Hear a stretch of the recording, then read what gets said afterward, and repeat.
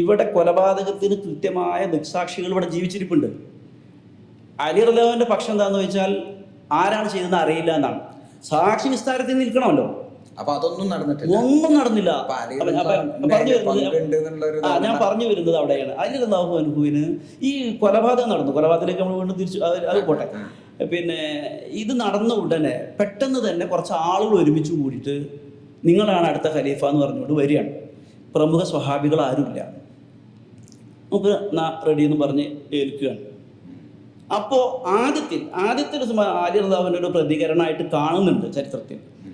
നിങ്ങൾ ഈ അക്രമികളും കൊലപാതകങ്ങളുമായ ആളുടെ കൈകൊണ്ടാണോ ഞാൻ ഒരു മുസ്ലിങ്ങളുടെ നേതാവായിട്ട് വരുന്നത് എന്ന് പറഞ്ഞിട്ട് പിന്മാറാൻ ശ്രമിക്കുന്നതായിട്ട് കാണുന്നുണ്ട്. പക്ഷെ അവരുടെ നിർബന്ധത്തിന് വഴങ്ങി എന്ന പോലെയാണ് പിന്നീട് അദ്ദേഹം അവർ പറഞ്ഞ പോലെ തന്നെയായി അങ്ങനെ പ്രഖ്യാപിച്ചു.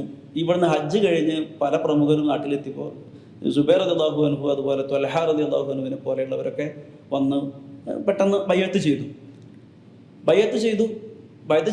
ഇതിനിടയിൽ മദീനയിൽ വന്ന പിന്നീട് അവിടെ അബ്ദുല്ലാഹിബിൻ ഉമർ റളിയല്ലാഹുവിനെ പോലെയുള്ള ആളുകൾ അവർ കൂട്ടാക്കിയില്ല.